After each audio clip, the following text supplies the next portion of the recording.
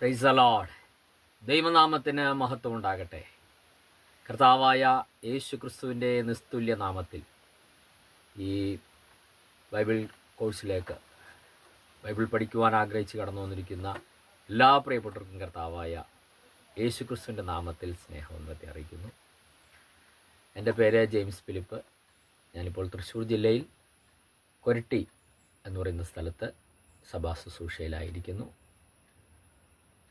ഇന്ന് നിങ്ങളോട് സംസാരിപ്പാൻ കർത്താവ് എന്നെ കൊണ്ടുവന്നതിനെ ഓർത്ത് കർത്താവിനെ സ്തുതിക്കുന്നു. നമ്മളിന്ന് പഠിക്കാൻ പോകുന്ന വിഷയമെന്ന് പറയുന്നത് പരിശുദ്ധാത്മശാസ്ത്രം, ന്യൂമറ്റോളജി എന്ന വിഷയമാണ്. പരിശുദ്ധാത്മാവിനെക്കുറിച്ച് ഈ കാലഘട്ടത്തിൽ നാം അറിഞ്ഞിരിക്കേണ്ട ഏറ്റവും പ്രധാനപ്പെട്ട കാര്യങ്ങൾ നമ്മൾ പഠിക്കാനാണ് ആഗ്രഹിക്കുന്നത്. വളരെ വലിയ ഒരു വിഷയമാണ്. ഏകദേശം 1 മാസവും 3 മാസമൊക്കെ നിന്ന് ബൈബിൾ കോളേജിൽ പഠിപ്പിക്കുന്ന വിഷയമാണ്. നമ്മൾ ഈ ഓൺലൈനിലൂടെ ചുരുങ്ങിയ അവസരം കൊണ്ട് പഠിക്കുവാനായിട്ട് ദൈവം ഇങ്ങനെ ഒരു അവസരം തന്നത്. അതിന് എന്നെ ഉപയോഗിച്ചതിന് ഓർത്തും കർത്താവിനെ ഒരിക്കൽ കൂടി മഹത്വപ്പെടുത്തുകയാണ്. ശരിക്കും നമ്മൾ ഈ പരിശുദ്ധാത്മശാസ്ത്രത്തിൽ നമ്മൾ പഠിക്കുന്ന വിഷയങ്ങൾ ഏതൊക്കെയായിരിക്കും? ഇതിൻ്റെ പ്രാധാന്യം, ഇതിൻ്റെ മൂലഭാഷ, പരിശുദ്ധാത്മാവ് ആരാണ്, പരിശുദ്ധാത്മാവ് ദൈവമാണോ, പരിശുദ്ധാത്മാവ് വ്യക്തിത്വമാണ്, പരിശുദ്ധാത്മാവിൻ്റെ പ്രവർത്തികളിലേക്ക് വരുമ്പോൾ ലോകത്തിൽ എങ്ങനെ പ്രവർത്തിക്കുന്നു, അവിശ്വാസികളുടെ ഇടയിൽ എങ്ങനെ പ്രവർത്തിക്കുന്നു, പഴയ നിയമത്തിൽ എങ്ങനെയാണ് പ്രവർത്തിച്ചത്, പുതിയ നിയമത്തിൽ എങ്ങനെയാണ്, ക്രിസ്തുവിൽ എങ്ങനെയാണ് പ്രവർത്തിക്കുന്നത്, ഒരു വിശ്വാസിയിൽ എങ്ങനെയാണ് പ്രവർത്തിക്കുന്നത്. അപ്പോൾ തന്നെ പരിശുദ്ധാത്മാവിൻ്റെ ബന്ധപ്പെട്ട് കൃപാവരങ്ങൾ, പരിശുദ്ധാത്മാവിൻ്റെ ഫലങ്ങൾ, പരിശുദ്ധാത്മാവ് എൻ്റെ മറ്റു പല അനുഭവങ്ങൾ എന്ന് പറഞ്ഞാൽ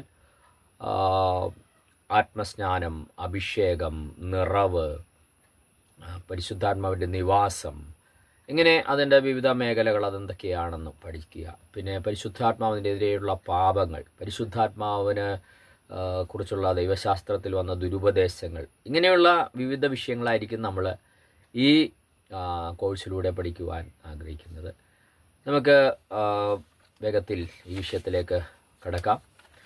പരിശുദ്ധാത്മാവിനെ കുറിച്ച് നമുക്ക് പഠിക്കുമ്പോൾ ഒരു ഏറ്റവും വലിയ സന്തോഷം എന്താണെന്ന് വെച്ച് കഴിഞ്ഞാൽ, കർത്താവ് പറഞ്ഞൊരു വാക്കുണ്ട്, ഞാൻ പോകുന്നത് നിങ്ങൾക്ക് പ്രയോജനം. ഞാൻ പോകാഞ്ഞാൽ പരിശുദ്ധാത്മാവെന്ന കാര്യസ്ഥൻ വരികയില്ല. അപ്പോൾ പരിശുദ്ധാത്മാവ് ഇവിടെ ആയിരിക്കുന്നതാണ് കർത്താവ് അക്ഷരിക ശരീരത്തിലായിരിക്കുന്നതിനേക്കാൾ പ്രയോജനമെന്ന് കർത്താവ് പറഞ്ഞു. എന്നാൽ ഈ കാലഘട്ടത്തിലെ ഒരു പ്രശ്നം എന്താണെന്ന് വെച്ച് കഴിഞ്ഞാൽ, പരിശുദ്ധാത്മാവിനെക്കുറിച്ച് അറിയാവുന്നവർ പലപ്പോഴും പരിശുദ്ധാത്മാവിൻ്റെ പ്രവർത്തനങ്ങളെ തന്നെ ഇന്ന് നിരാകരിക്കുകയാണ്. ചിലർക്ക് അന്യഭാഷകളിൽ മാത്രം നിന്നുകൊണ്ട് അതിൻ്റെ മറ്റുള്ള പ്രവർത്തനത്തിലേക്ക് പോകാതെ നിൽക്കുകയാണ്. ആദിമസഭയ്ക്കുണ്ടായിരുന്ന അനുഭവങ്ങൾ, കേരള പെന്തക്കോസ്ത് ഇവിടെ ആ അനുഭവത്തിലേക്ക് വന്നപ്പോൾ അനേകർക്കുണ്ടായതാണ്. പക്ഷേ ഇന്ന് കൃപാവരങ്ങൾ വെളിപ്പെടുന്നത്, അതുപോലെ ഇതിനൊക്കെതിരെ വളരെ ശക്തമായ വിമർശനങ്ങൾ പരിശുദ്ധാത്മാവിനെ അറിയാവുന്നവർ തന്നെ, അല്ലെങ്കിൽ അതിൻ്റെ പ്രവൃത്തികളെ അറിയാവുന്നവർ തന്നെ പറയുന്നൊരു കാലഘട്ടത്തിലാണ് നമ്മളായിരിക്കുന്നത്. അതുകൊണ്ട് ഇതിന് വളരെ പ്രധാനപ്പെട്ടതായ ഒരു വിഷയമാണെന്ന് മനസ്സിലാക്കി വേണം നമുക്ക് ഈ സബ്ജക്റ്റിനെ കാണേണ്ടത്. നമുക്ക് അതിനോട് ആധാരമായിട്ട് ചില കാര്യങ്ങൾ ചിന്തിക്കാം. പരിശുദ്ധാത്മാവിനെ കുറിച്ച് പറയുമ്പോൾ വേദപുസ്തകത്തിലെ ഉൽപ്പത്തി പുസ്തകം 1-ാം അധ്യായത്തിൻ്റെ 2-ാം വാക്യം മുതൽ വെളിപ്പാട് പുസ്തകം 22-ാം അധ്യായത്തിൻ്റെ 17-ാമത്തെ വാക്യം വരെ പരിശുദ്ധാത്മാവിനെ കുറിച്ച് എഴുതിയിട്ടുണ്ട്. എന്ന് പറഞ്ഞാൽ ബൈബിളിൻ്റെ തുടക്കം മുതൽ ഒടുക്കം വരെ എഴുതിയിരിക്കുന്ന ഒരു നമ്മുടെ ദൈവവും വ്യക്തിത്വമുള്ളവനായ പരിശുദ്ധാത്മാവിനെ കുറിച്ച് രേഖപ്പെടുത്തിയിരിക്കുന്നു എന്നുള്ളതാണ്. പരിശുദ്ധാത്മാവ് 66 പുസ്തകങ്ങളിലും നമുക്ക് കാണാൻ കഴിയുന്ന ഒരു സബ്ജക്റ്റാണ്. അപ്പോൾ അതുകൊണ്ട് അതിൻ്റെ പ്രാധാന്യം നമുക്ക് മനസ്സിലാക്കാൻ കഴിയുമല്ലോ. അങ്ങനെയാണെങ്കിൽ പരിശുദ്ധാത്മാവിനെ കുറിച്ച് നമുക്ക് വേദപുസ്തകം പരിശോധിക്കുമ്പോൾ ഇംഗ്ലീഷും മലയാളമൊക്കെ ചിലപ്പോൾ ചില വാക്കുകളിലൊക്കെ തർജ്ജമ വന്നുകൊണ്ട് ചിലപ്പോൾ വേറെ ഏതെങ്കിലും ഒരു സ്റ്റഡിയിലൊക്കെ ചെല്ലുമ്പോൾ ചിലപ്പോൾ എണ്ണത്തിലൊക്കെ വ്യത്യാസമൊക്കെ ഉണ്ടാകാം. കാരണം ചിലർ അത് നോക്കിയതിൻ്റെ അടിസ്ഥാനത്തിൽ വ്യത്യസ്തമായിരിക്കും.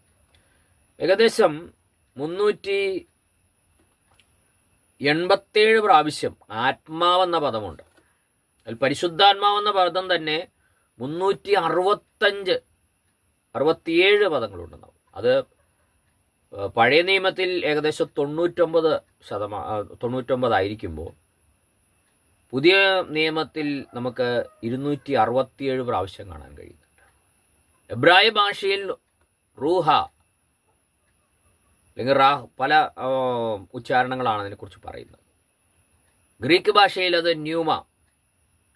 ഇതിൻ്റെ അർത്ഥം എന്ന് പറയുന്നത് കാറ്റ്, ശ്വാസം, വായു, ആത്മാവ് എന്നീ പദങ്ങളാണ് അതിന് കൊടുത്തിരിക്കുന്നത്.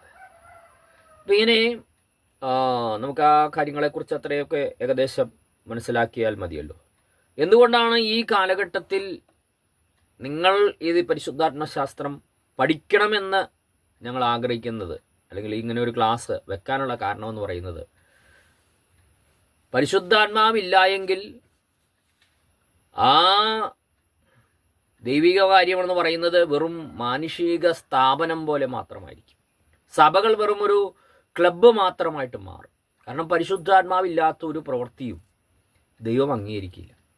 കാരണം ഈ കാലഘട്ടത്തിൽ എഫേസ്യ ലേഖനം 2-ാം അധ്യായത്തിൽ വായിക്കുന്ന പോലെ നമുക്ക് മനസ്സിലാക്കാൻ കഴിയേണ്ടത് പരിശുദ്ധാത്മാവിലാണ് സഭയെ പണിതുകൊണ്ടിരിക്കുന്നത്. പരിശുദ്ധാത്മാവാണ് ഇപ്പോൾ ഇതിൻ്റെ മേൽനോട്ടം വഹിക്കുന്നത്. അപ്പോസ്തലപ്രവൃത്തി 13-ാം അധ്യായത്തിൽ ശൗലിനെയും അതുപോലെ അതായത് പൗലോസിനെയും ബർന്നബാസിനെയൊക്കെ വിളിച്ചു വേർതിരിക്കുന്നത്, എൻ്റെ വേലയ്ക്കായി വിളിച്ചു വേർതിരിപ്പെന്ന് പറയുന്നത് പരിശുദ്ധാത്മാവ്.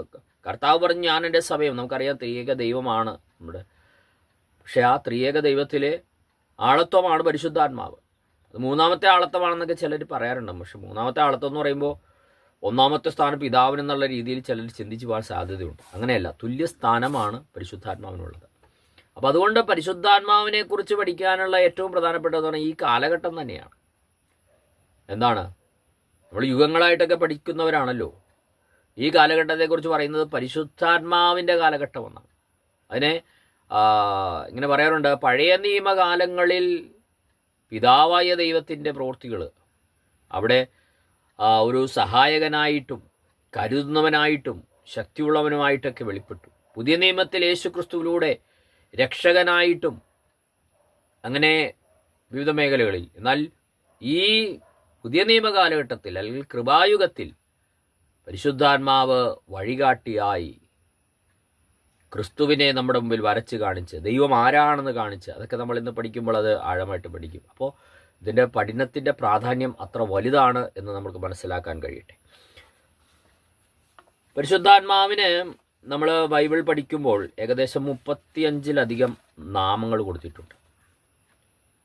പഴയ നിയമത്തിൽ തന്നെ ഏകദേശം 17 എണ്ണമുണ്ട്. പുതിയ നിയമത്തിലേക്ക് വന്നു കഴിഞ്ഞാൽ നമുക്ക് കാണാൻ കഴിയുന്നത് ഏകദേശം 18ഓളം ഉണ്ട്. അത് പകരപ്പെടുന്ന ദൈവിക സ്വഭാവത്തിനനുസരിച്ച്, ധാർമ്മിക സ്വഭാവത്തിനനുസരിച്ചൊക്കെ നമുക്ക് വിഭജിച്ച് പഠിക്കുമ്പോൾ പരിശുദ്ധാത്മാവ് ആരാണെന്ന് നമുക്ക് വളരെ ആഴമായിട്ട് മനസ്സിലാക്കാൻ കഴിയും. അതായത് ദൈവിക ഗുണവിശേഷങ്ങളുടെ ബന്ധത്തിൽ നമുക്ക് നാച്ചുറലായിട്ടുള്ളതും പിന്നെ മോറലായിട്ടുള്ളതുമായ സ്വഭാവമുണ്ട്. നാച്ചുറലായിട്ടുള്ളതെന്ന് പറയുമ്പോൾ ദൈവത്തിൻ്റെ ചില സർവശക്തൻ്റെ ശ്വാസം എന്ന് യോബിൽ കൊടുത്തിരിക്കുന്നുണ്ട്. സർവശക്തി അത് ദൈവത്തിന് കൈമാറാൻ പറ്റാത്ത ദൈവത്തിൻ്റെ സ്വഭാവങ്ങളാണ്. എന്നാൽ സ്നേഹം, നീതി, വിശുദ്ധി ഇങ്ങനെയുള്ളതുപോലുള്ള സത്യത്തിൻ്റെ ആത്മാവ്, സ്നേഹത്തിൻ്റെ ആത്മാവ്, ആലോചനയുടെ ആത്മാവ്, ഇതൊക്കെ കൈമാറുന്ന ഇതാണ്. അപ്പം ഇങ്ങനെ നാമങ്ങൾ പഠിക്കുമ്പോൾ തന്നെ നമുക്ക് അത് നമ്മൾക്ക് പിന്നീട് വിശദകരമായിട്ട് പഠിക്കുന്നുണ്ട്. അതുകൊണ്ട് ഞാനിപ്പോൾ അത് കൂടുതലായിട്ട് വിവരിക്കുന്നില്ല. ഞാൻ അതിൻ്റെ മുഖവരായിട്ട് 1-2 കാര്യങ്ങൾ പറഞ്ഞു എന്ന് മാത്രമേ ഉള്ളൂ. അപ്പോൾ പരിശുദ്ധാത്മാവിൻ്റെ പ്രവർത്തനം നമുക്ക് ഈ കാലഘട്ടത്തിൽ വളരെ ശക്തമായിട്ട് വേണം. നമുക്കറിയാം, ആശീർവാദം എല്ലാ സഭായോഗത്തിൻ്റെ അവസാനം പറയും. അതിൽ ഏറ്റവും പ്രധാനമായിട്ട് പറയുന്ന കാര്യം നമുക്കറിയാമല്ലോ, പിതാവായ ദൈവത്തിൻ്റെ സ്നേഹം. നമ്മുടെ ഈ ക്രിസ്തീയ ജീവിതത്തിൽ നമ്മളെ മുമ്പോട്ട് തള്ളുന്ന അത് ദൈവസ്നേഹമായിരിക്കണം. സ്നേഹമില്ലെങ്കിൽ ഏതുമില്ല എന്ന് പറയും. രണ്ടാമത്തെ കാര്യം രണ്ടാമത്തേതെന്ന് ഞാൻ പിതാവിനെ ആദ്യം നമ്മൾ അവിടെ വായിക്കുമ്പോൾ കാണുന്നത് കർത്താവ് യേശു ക്രിസ്തു കൃപ എന്നുള്ള വാക്കാണ് ആദ്യം കാണുന്നത്. കൃപ എന്ന വാക്ക് വളരെ പ്രധാനപ്പെട്ടതാണ്. ഈ കാലഘട്ടത്തിൽ വളരെയധികം ദുരുപദേശങ്ങൾക്കും അപ്പോൾ തന്നെ ദുരുപദേശം ഇല്ലാത്ത ആൾക്കാർക്ക് കൃപയുടേതായ ആഴം മനസ്സിലാകാത്തൊരു കാലഘട്ടമാണ്. പലരും രക്ഷിക്കപ്പെട്ടത് കൃപയാലാണെന്ന് സമ്മതിക്കും. പക്ഷേ ഇനി ജീവിക്കേണ്ടതും ദൈവകൃപയാണെന്ന് സമ്മതിക്കാത്തതുകൊണ്ട് അവരുടെ സ്വയ ശക്തി കൊണ്ട് അവർ ജീവിക്കാൻ ശ്രമിച്ചുകൊണ്ടുള്ള പരാജയ ജീവിതമാണ് ഇന്ന് ഭൂരിപക്ഷം ക്രിസ്തീയ ഗോളത്തിലും കാണാൻ കഴിയുന്നത്. കൃപയുടെ ആവശ്യകത, കൃപയെന്ന് പറയുമ്പോൾ എന്താണ്? ആകർഷണം, അല്ലെങ്കിൽ ആ ഒരു മനുഷ്യന് അസാധാരണമായ കഴിവ്, ഇതൊക്കെയായിരുന്നു ഒരർത്ഥത്തിൽ. കൃപയ്ക്ക് നമ്മൾ സാധാരണ കൊടുക്കുന്ന ഒരർത്ഥം എന്ന് പറയുന്നത് അർഹിക്കാത്ത ദാനം എന്നുള്ളതാണ്. ഒരു മനുഷ്യൻ അർഹിക്കാത്ത ദാനം, അത് അർത്ഥമുണ്ട്. പക്ഷെ കൃപ പെരുകിയതൊക്കെ പറയുമ്പോൾ നമ്മളെക്കൊണ്ട് സാധിക്കാൻ കഴിയാത്തത് ചെയ്യുവാൻ നമ്മളിൽ വ്യാപരിക്കുന്ന ശക്തിയെ കൃപ എന്നാണ്. എൻ്റെ കൃപ നിനക്ക് മതി. അത് അർഹിക്കാതെ നൽകപ്പെടുന്നതാണിപ്പോൾ തന്നെ ആ ശക്തി എന്ത് ചെയ്യണം? ബലഹീനതകളിൽ കവിയുന്നതാണ്. അതാണ് അവിടെ പറയുന്നത്. ക്രിസ്തുവിൻ്റെ ശക്തി എൻ്റെ മേൽ ആവസിക്കേണ്ടതിന് ഞാൻ അതിസന്തോഷത്തോടെ എൻ്റെ ബലഹീനതകളെ പ്രശംസിക്കുന്നതാണ്. അപ്പോൾ ക്രിസ്തുവിൻ്റെ ശക്തി തന്നെയാണ് കൃപ എന്നുള്ള വാക്കിൻ്റെ അർത്ഥം. അപ്പോൾ ഈ കൃപയില്ലെങ്കിൽ നമുക്ക്, അതാണല്ലോ പൗലോസ് ഞാൻ എല്ലാവരേക്കാളും അധികം അധ്വാനിച്ചു എന്ന് പറഞ്ഞ ശേഷം പറയുന്നുണ്ട്, ഞാനല്ല എന്നിലുള്ള ദൈവകൃപയത്ര. പിന്നീടാണ് നമുക്ക് കാണാൻ കഴിയുന്ന പരിശുദ്ധാത്മാവിൻ്റെ കൂട്ടായ്മ, ഫെല്ലോഷിപ്പ്. പരിശുദ്ധാത്മാവ് ഒരു മുഖ്യ പങ്കാളിയെ നമ്മുടെ കൂടെ ഉണ്ടായിരിക്കണം. അന്യഭാഷ പറയുമ്പോൾ മാത്രം വരുന്നൊരു വ്യക്തിയായിട്ട് നാം പരിശുദ്ധാത്മാവിനെ കാണുകയാണ്. അതാണ് ഈ കാലത്തിൽ ഏറ്റവും വലിയ പരിശുദ്ധാത്മാവ്. അതിനേക്കാളൊക്കെ അപ്പുറത്തെ കാര്യങ്ങൾ നമ്മൾ ഒരു വിശ്വാസിക്ക്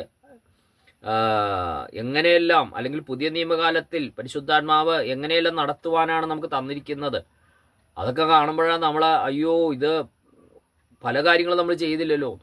നമുക്കറിയാം ചിലർ പരിശുദ്ധാത്മാവിൻ്റെ ചില പ്രവൃത്തികൾ വിശ്വസിക്കാത്തവരുണ്ട്. ഞാനത് പേരെടുത്ത് പറയുന്നില്ല, പലരും കാണുന്നത് കൊണ്ട് അവരെ വിമർശിതമായിട്ട് തോന്നാതിരിക്കാൻ വേണ്ടി കൂടി.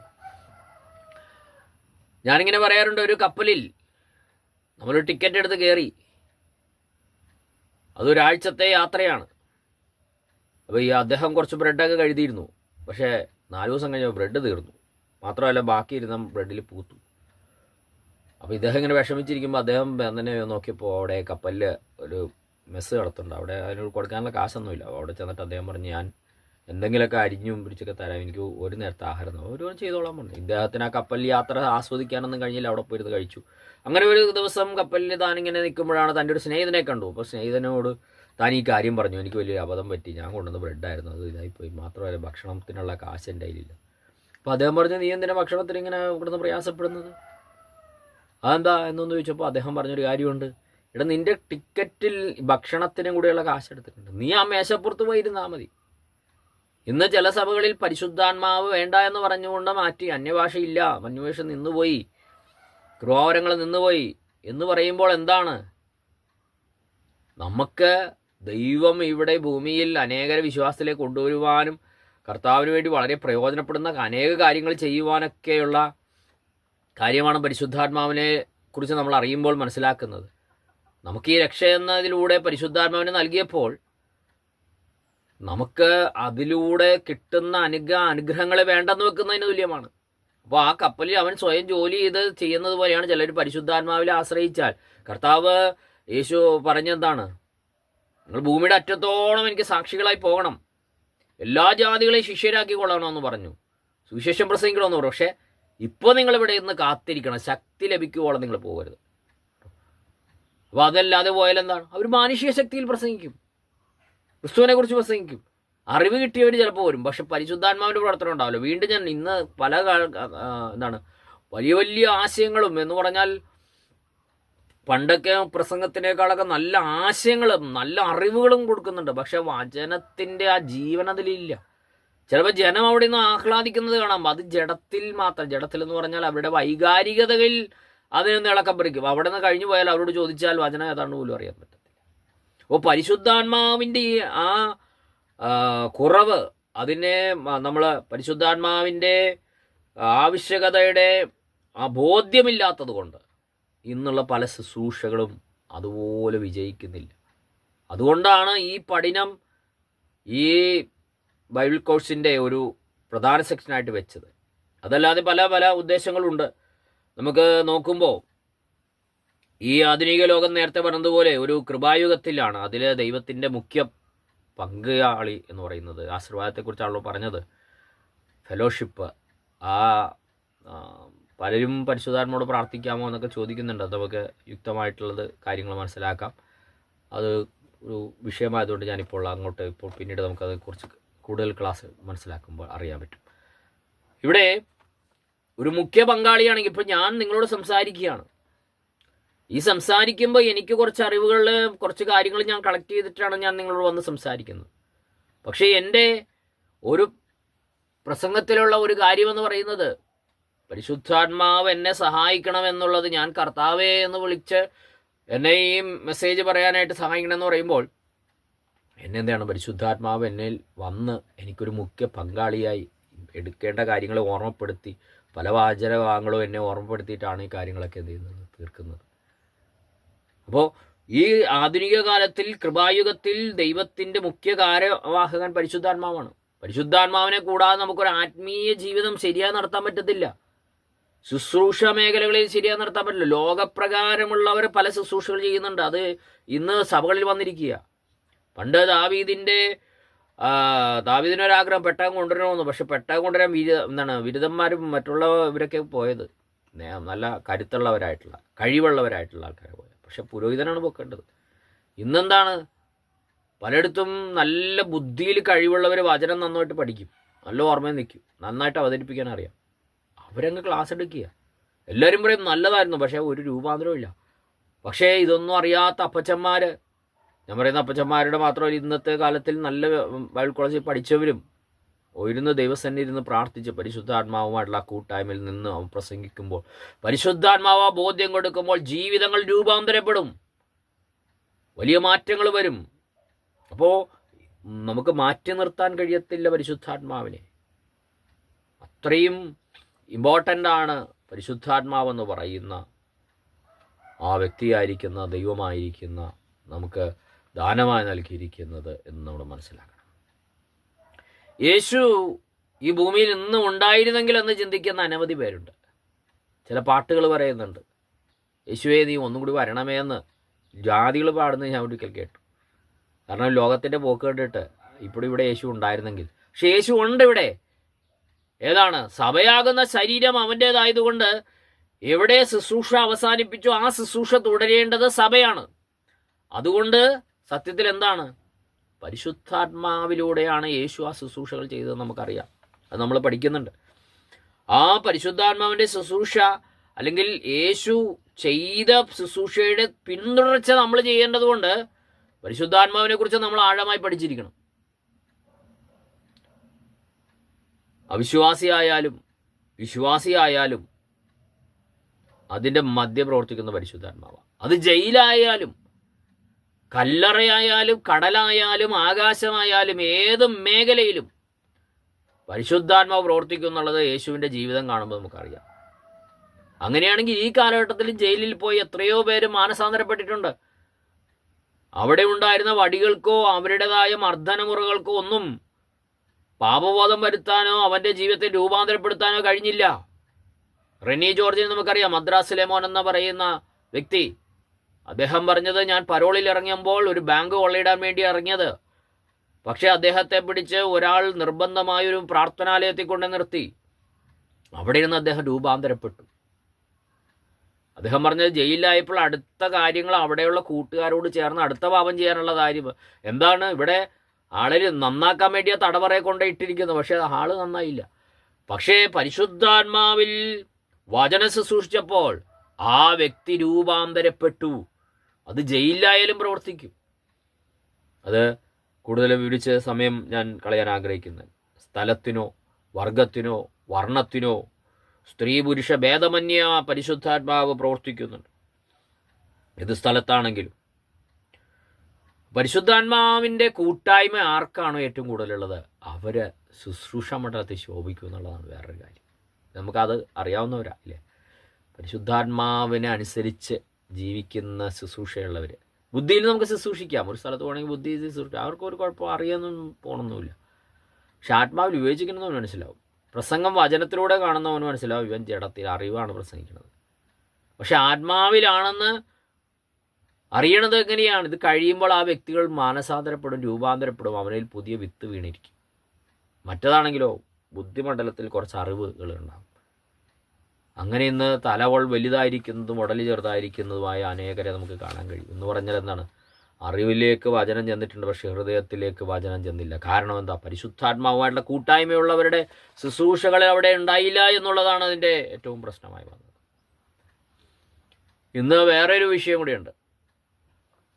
പരിശുദ്ധാത്മാവിൻ്റെ പേരിൽ നടക്കുന്ന വ്യാജം പെട്ടെന്ന് തിരിച്ചറിയാൻ പറ്റില്ല. മത്തായി 24:24 കർത്താവ് പറഞ്ഞെന്താണ്? കള്ളപ്രവാചകന്മാരെ സൂക്ഷിക്കണമെന്ന് പറഞ്ഞിട്ട് വ്രതന്മാരെ പോലും തെറ്റിക്കുന്ന അത്ഭുത അടയാളവും ചെയ്യുന്നു. നമുക്ക് ചിലപ്പോൾ അറിയാൻ പറ്റത്തില്ല ഇത് പരിശുദ്ധാത്മാവാണോ അല്ലയോ എന്ന്. അത്രയ്ക്കും ഭയങ്കര ഡിസ്പ്ലേ ചെയ്ത് പ്രവർത്തിച്ചു. ആവർത്തന പുസ്തകം 13-ാം അധ്യായത്തിൽ പറഞ്ഞിട്ടുണ്ടല്ലോ, നീ എന്നെ പൂർണ്ണ ഹൃദയത്തോടെ പൂർണ്ണ മനസ്സോടും കൂടെ എന്നെ സ്നേഹിക്കണമെന്ന് അറിയേണ്ടതിന് ചിലപ്പോൾ വേറെ ഒരാളുടെ നാമത്തിൽ വന്ന് അവരൊരു പ്രവചനം പറഞ്ഞിട്ട് അത് നടന്നാലും നീ അവരെ വിശ്വസിക്കരുത്. നിന്റെ ദൈവമായ യഹോവയെ നീ സ്നേഹിക്കുന്നുണ്ടോ എന്ന് അറിയാൻ വേണ്ടി ഞാനത് അയച്ചതാണ്. അപ്പോൾ നമുക്ക് മനസ്സിലാക്കാൻ കഴിയുന്നത് എന്താണ്? പരിശുദ്ധാത്മാവിനെ കുറിച്ചുള്ള പഠനം നമുക്ക് വളരെ പ്രധാനപ്പെട്ടതാണ്. അപ്പോൾ ഇന്ന് ഈ കാലഘട്ടത്തിൽ വ്യാജമായിട്ടുള്ളത് പല ടി വിയൊക്കെ ഓൺ ചെയ്ത് കഴിയുമ്പോൾ നമ്മൾ ഭയങ്കര നല്ല ശക്തന്മാരാണ്, ദൈവാസന്മാരാണെന്നൊക്കെ വിചാരിക്കും. അവരുടെ കഴിവ് അവിടെ പ്രകടിപ്പിക്കുന്നുണ്ട്, വളരെ നല്ല കാര്യം. ദൈവസന്നിധിയിൽ നമ്മുടെ കഴിവുകളെല്ലാം ഏൽപ്പിക്കണം. കഴിവ് ഇനി ഉപയോഗിക്കില്ലെന്ന് തീരുമാനം എടുക്കണമെന്നല്ല, കഴിവുകളോട് നമുക്ക് ദൈവത്തോട് പറയണം, കർത്താവ് കഴിഞ്ഞ നാളിൽ ഞാൻ പല കാര്യങ്ങൾ ചെയ്തത് ഇന്ന കാര്യങ്ങളുണ്ടാണ്, എന്നാൽ ഇനി പരിശുദ്ധാത്മാവിനെ എന്നിൽ വസിക്കാനുള്ള വിശുദ്ധിയോട് ജീവിപ്പാൻ എന്നെ സഹായിക്കണമേ എന്ന് നമുക്ക് എന്ത് ചെയ്യണം? പ്രാർത്ഥിക്കാൻ കഴിയണം. നേരത്തെ പറഞ്ഞതുപോലെ പഴയ നിയമത്തിൽ നമുക്ക് പിതാവായ ദൈവത്തിൻ്റെ പ്രവർത്തനങ്ങളായിട്ടാണ് പല ദൈവാസന്മാരെ അഭിപ്രായപ്പെടുന്നത്. പുതിയ നിയമത്തിൽ യേശുക്രിസ്തുവിൻ്റെ പ്രവർത്തനങ്ങൾ. എന്നാൽ ഇപ്പോഴുള്ള കാലഘട്ടം വീണ്ടും ജനിച്ചവരെ വളർത്തിയെടുത്ത് കർത്താവിൻ്റെ വരവോളം കൊണ്ടുപോകാൻ ആണ്. അപ്പോൾ അതുകൊണ്ട് നമ്മൾ പരിശുദ്ധാത്മാവിനെ കുറിച്ച് പഠിക്കുന്നത്. പഴയ നിയമത്തിൽ പിതാവായ ദൈവത്തെക്കുറിച്ചൊക്കെ നമ്മൾ ചുരുക്കമായിട്ട് ചിന്തിച്ചു. സർവശക്തനാണെന്നും തന്നിൽ ആശ്രയിക്കണമെന്ന് ആഗ്രഹിക്കുന്നവനാണ്. അത് പിന്നീട് നമുക്ക് കാണാൻ കഴിയുന്ന ഒരു കാര്യം, പരിശുദ്ധാത്മാവിൻ്റെ പ്രവൃത്തി പിതാവായ ദൈവത്തിൽ ഒരു സഹായകനായിട്ടും സർവശക്തനായിട്ടായിരിക്കുമ്പോൾ യേശുവിലൂടെ രക്ഷകനും കൃപാലുവായി സ്നേഹമുള്ളവനായിട്ട് നമുക്ക് കാണാൻ കഴിയുന്നുണ്ട്. പിന്നീട് പരിശുദ്ധാത്മാവ് വഴി നടത്തുന്ന ഒരു, അപ്പോൾ ത്രിയേക ദൈവത്തിൻ്റെ പ്രവൃത്തി ഈ മനുഷ്യരാശിക്ക് വേണ്ടി പ്രവർത്തിക്കുന്നത് പല രീതിയിൽ നമുക്ക് പഠിക്കുന്നതിൽ ഈ പരിശുദ്ധാത്മാവിൻ്റെ പ്രധാന പങ്ക് നമുക്ക് മനസ്സിലാക്കാൻ കഴിയുന്നുണ്ട്. ഈ ഏറ്റവും പ്രധാനമായിട്ട് ദൈവവും ക്രിസ്തുവും നമ്മളിൽ വസിക്കണമെങ്കിൽ അത് പരിശുദ്ധാത്മാവിൻ്റെ മുഖാന്തരമായിട്ടാണ് നല്ലതാണ്. പലപ്പോഴും ഞാനത് ചിന്തിക്കാറുണ്ട്. ക്രിസ്തുവിൽ നമ്മളെ ആക്കിയിരിക്കുന്ന ഒരവസ്ഥ പക്ഷെ ക്രിസ്തു നമ്മളിൽ വന്നു എന്ന് പറയുന്നത് അതിനേക്കാൾ ഉയർന്നതാണ്. അപ്പോൾ അതിനെക്കുറിച്ച് നമ്മൾ മനസ്സിലാക്കണമെങ്കിൽ പരിശുദ്ധാത്മശാസ്ത്രം പഠിക്കണം എന്നാലേ ഉള്ളൂ. യേശുവിൻ്റെ സ്വഭാവത്തിന് അനുരൂപരായി തീരാൻ പരിശുദ്ധാത്മാവിനെ മാറ്റാൻ പറ്റത്തില്ല. അതുകൊണ്ട് പരിശുദ്ധാത്മാവിനെക്കുറിച്ച് നമ്മൾ എന്ത് ചെയ്യണം? പഠിച്ചിരിക്കണം. അത് വളരെ ഇമ്പോർട്ടൻ്റ് ആയിട്ടുള്ള കാര്യമാണ്. പരിശുദ്ധാത്മാവിനെക്കുറിച്ച് ലേവ്യ പുസ്തകത്തിൽ പറഞ്ഞിട്ടുണ്ട്. പക്ഷെ ലേവ്യ മുഴുവൻ എന്താ പറയുന്നത്? യാഗങ്ങളെക്കുറിച്ചാണ്. ഈ യാഗത്തിലൂടെ കർത്താവിന് നമ്മൾ പറയാനുള്ളത്, ആ യാഗങ്ങൾ വരാനുള്ളതാണെന്ന് മനസ്സിലാക്കുന്ന പോലെ തന്നെ പഴയ നിയമ കാലഘട്ടത്തിൽ ഉണ്ടായിരുന്ന പല കാര്യങ്ങളും പുതിയ ഈ പരിശുദ്ധാത്മാവിന് പ്രതീകമായിട്ട് നിഴലായിട്ട് പറഞ്ഞിട്ടുള്ളത് നമുക്ക് മനസ്സിലാക്കാൻ കഴിയും. അപ്പോൾ യേശുവിന് അനുരൂപമായൊരു സ്വഭാവത്തിലേക്ക് വളരാൻ വേണ്ടിയാണ് നമ്മളെ ദൈവം ആക്കിയിരിക്കുന്നത്. അത് ഓരോ ദിവസവും പരിശുദ്ധാത്മാവ് ചെയ്തുകൊണ്ടിരിക്കുകയാണ്. ചിലപ്പോൾ നമുക്ക് അറിഞ്ഞുകൊണ്ടായിരിക്കാം, ചിലത് നമ്മളെ അറിയാതെ തന്നെ ആ രൂപാന്തരം വരുന്നുണ്ട്. പിന്നെ എന്തും കാണിച്ചു കൂടിയിട്ട് അതൊക്കെ പരിശുദ്ധാത്മാവിലാണെന്ന് പറയുന്ന ഒരു കാലഘട്ടമാണിത്. പക്ഷേ പരിശുദ്ധാത്മാവ് വചനത്തിൻ്റെ അടിസ്ഥാനത്തിലേ നിൽക്കുള്ളൂ, അതിന് പുറത്തേക്ക് പോകില്ല. പോകും എന്ന് പറഞ്ഞു കഴിഞ്ഞാൽ നമുക്ക് ചിലരൊക്കെ ഉണ്ടല്ലോ, എനിക്ക് പരിശുദ്ധാത്മാവ് ഇന്ന് തന്ന കാര്യമാണ്, അങ്ങനെ പറയാൻ പറ്റത്തില്ല. അതിന് ഏതെങ്കിലും ഒരു വാക്യം എവിടെയെങ്കിലുമൊക്കെ ഉണ്ടാവും. ചിലപ്പോൾ ദൈവാത്മാവ് പറയാറുണ്ട്, ചിലപ്പോൾ ആരും മിണ്ടാറില്ല. അപ്പോൾ ഈ കാലത്തെ വ്യാജപ്രവർത്തനങ്ങളെ നമുക്ക് തിരിച്ചറിയണമെങ്കിൽ ശരിക്കും പരിശുദ്ധാത്മാവുള്ള നിയോഗം നമുക്കുണ്ടെങ്കിൽ മനസ്സിലാക്കാൻ പറ്റുള്ളൂ. യേശുവിൻ്റെ ജീവനെ നമ്മളിലൂടെ ജീവൻ വെളിപ്പെടുത്തുന്നത് പരിശുദ്ധാത്മാവാണ്. യെശയ്യാപ്രവാചകന്റെ പുസ്തകത്തിൽ 34 അധ്യായത്തിന് 16 യഹോവയുടെ പുസ്തകത്തിൽ അന്വേഷിച്ച് നോക്കുക, അവയിലൊന്നും കാണാതിരിക്കല്ലേ, യഹോവയുടെ ആത്മാവല്ലേ അവയെ കൂട്ടിച്ചേർത്തെന്ന് പറയുന്നത്. തിരുവെഴുത്ത് അല്ലെങ്കിൽ ബൈബിൾ എഴുത്തുകാരൻ ആരാണെന്ന് ഒറ്റ വാക്കിൽ ചോദിച്ചാൽ അത് 40 പേരാണെന്ന് നമുക്ക് അല്ലാന്നറിയാം ഇല്ലേ? പിന്നെ ആരാണ്? യേശു ക്രിസ്തുവാണ് ഗെത്സമനയിൽ വെച്ച് കരഞ്ഞത്, കഴിയുമെങ്കിൽ ഈ പാത്രം പിതാവേ അങ്ങയിൽ നിന്ന് വേർപെട്ട് ഞാൻ പാപിയാണെന്നുള്ള രീതിയിൽ എന്നെ കാണുന്ന ആ സമയം അത് ഏറ്റവും ഇമ്പോർട്ടൻ്റ് ആണ് എന്ന് നമുക്ക് മനസ്സിലാക്കാൻ കഴിയും. അങ്ങനെ ആ ജീവൻ്റെ പ്രയോഗം വരുന്നത് യേശുവിൻ്റെയും പിതാവിൻ്റെയും ഒക്കെ വരുന്ന പരിശുദ്ധാത്മാവിലൂടെയാണ്. അപ്പോൾ നമ്മളിപ്പോൾ ചിന്തിച്ചു വന്ന വിഷയം ഇതാണ്, തിരുവെഴുത്ത്.